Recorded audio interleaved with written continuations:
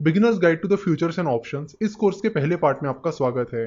Beginners guide to the futures and option इस course में हम डेरिवेटिव्स मार्केट के बारे में डिटेल में जानने वाले हैं कि डेरिवेटिव मार्केट क्या होता है, फ्यूचर्स क्या होते हैं, ऑप्शंस क्या होते हैं, वो कैसे काम करते हैं, कैसे आप उनका यूज कर सकते हो, चाहे वो हेजिंग के लिए हो या फिर प्रॉफिट के लिए हो। फ्यूचर एंड ऑप्शन से रिलेटेड जो टर्म्स होती है उनका मतलब क्या होता है, ये सब हम समझने वाले हैं। जनरली फ्यूचर्स एंड ऑप्शंस यानी डेरिवेटिव मार्केट बड़ा कॉम्प्लेक्स सब्जेक्ट माना जाता है।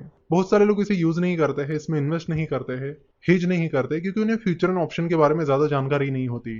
तो फ्यूचर एंड ऑप्शन को इस कोर्स में हम बड़ी आसान भाषा में समझने वाले हैं। अगर आपके मन में ये भ्रम है कि फ्यूचर एंड ऑप्शन बड़ा कॉम्प्लेक्स सब्जेक्ट है, तो वो भ्रम आप निकाल दीजिए, क्योंकि हम आपके लिए इस कोर्स में फ्यूचर एंड ऑप्शन को बहुत ही ज्यादा सिंप्लीफाई करके बताने वाले हैं, ताकि इंडिया में सभी को फ्यूचर एंड ऑप्शन की जानकारी हो। इस मार्केट को डेरिवेटिव मार्केट कहते हैं। देखो, जनरली दो तरह के मार्केट्स होते हैं, एक होता है कैश मार्केट और दूसरा होता है डेरिवेटिव मार्केट, जिसमें फ्यूचर एंड ऑप्शन आते हैं।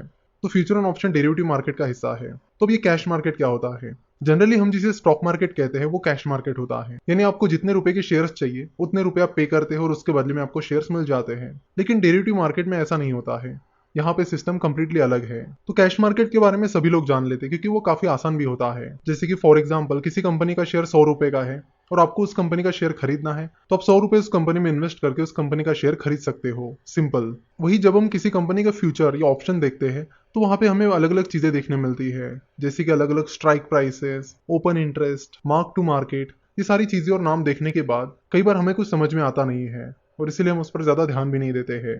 तो हम यहाँ पर एक्सपेक्ट करते हैं कि आप सभी को कैश मार्केट आता होगा। अगर नहीं आता है तो आप पहले हमारे बाकी कोर्सेज कर सकते हो, ताकि आपको कैश मार्केट का नॉलेज आए और उसके बाद आप डेरिवेटिव मार्केट पर ध्यान दीजिए। चलो, तो डेरिवेटिव मार्केट को एक एग्जांपल की मदद से समझते हैं। डेरिवेटिव मार्केट को समझाने के लिए हमने एक बार एक एग्जांपल का उपयोग किया था। हम उसी एग्जांपल को इस बार दोहराएंगे। प्रोनॉय नाम का मेरा एक दोस्त है जो फुटबॉल का बहुत बड़ा फैन है। प्रोनॉय हर साल चैंपियंस लीग की जो फाइनल होती है उसे देखने जाता है, और इस बार भी प्रोनॉय को चैंपियंस लीग की फाइनल देखने जाना है। जैसे ही प्रोनॉय चैंपियंस लीग की फाइनल का टिकट खरीदने जाता है, तो उसे पता चलता है कि चैंपियंस लीग की फाइनल के टिकट तो ऑलरेडी बेचे गए हैं, अभी तो टिकट्स अवेलेबल ही नहीं है। सारे टिकट सोल्ड आउट हुए हैं, ये पता चलते ही प्रोनॉय नाराज हो जाता है। तभी प्रोनॉय की मुलाकात एक ऐसे व्यक्ति से होती है जो फुटबॉल एसोसिएशन में काम कर रहा होता है। वो व्यक्ति प्रोनॉय को कहता है कि मैं तुम्हें एक रिकमेंडेशन लेटर लिख कर देता हूँ, वो रिकमेंडेशन लेटर दिखाकर तुम्हें टिकट मिल जाएगा। तो वो व्यक्ति प्रोनॉय को रिकमेंडेशन लेटर देता है और कहता है कि ये रिकमेंडेशन लेटर दिखाते ही तुम्हें $5000 में टिकट मिल जाएगा। प्रोनॉय तुरंत उनसे वो रिकमेंडेशन लेटर लेता है, उन्हें थैंक्स कहता है और वहां से चला जाता है। अब जैसे जैसे चैंपियंस लीग की फाइनल की डेट नजदीक आने लगती है, उस टिकट के रेट बढ़ने लगते हैं और बढ़ते बढ़ते वो $6000 तक चले जाते हैं। लेकिन प्रोनॉय को तो उस रिकमेंडेशन लेटर की वजह से $5000 में ही टिकट मिलने वाला है। तो बाहर टिकट का रेट 6000 रुपीज होने की वजह से प्रोनॉय को ऑलरेडी $1000 का प्रॉफिट हो गया है। मैच के एक दिन पहले तो टिकट के रेट और भी ज्यादा बढ़ जाते हैं और वो बढ़कर $7000 हो जाते हैं, जिससे प्रोनॉय को प्रॉफिट अब $2000 हो गया है। लेकिन वही मैच को जाते जाते प्रोनॉय का एक्सीडेंट हो जाता है, जिसके चलते उसे हॉस्पिटल ले जाना पड़ता है, और इन सब चीजों की वजह से वो उस रिकमेंडेशन लेटर को दिखाकर टिकट नहीं खरीद पाता है। तो जैसे ही मैच खत्म हो जाती है, उस रिकमेंडेशन लेटर की वैल्यू 0 हो जाती है। तो यहाँ पर उस व्यक्ति ने प्रोनॉय को जो रिकमेंडेशन लेटर दिया था वो एक्चुअल में कॉन्ट्रैक्ट था, और उस कॉन्ट्रैक्ट की एक्चुअल प्राइस टिकट प्राइस पर डिपेंड थी, जिसका मतलब है कि वो कॉन्ट्रैक्ट एक डेरिवेटिव कॉन्ट्रैक्ट था, जिसकी प्राइस टिकट प्राइस पर डिपेंड थी, यानी टिकट प्राइस एक अंडरलाइंग एसेट था।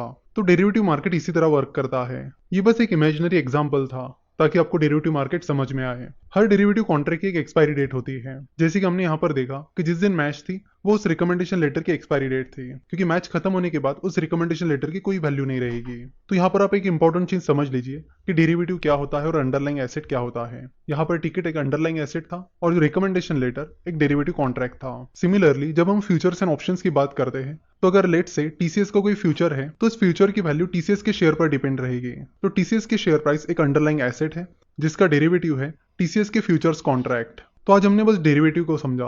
नेक्स्ट लेक्चर में हम फ्यूचर्स एंड ऑप्शंस को समझेंगे और उसके बाद हम उनसे जुड़ी बाकी चीजें भी समझ लेंगे। आशा करता हूँ कि आपको ये पहला पार्ट पसंद आया होगा।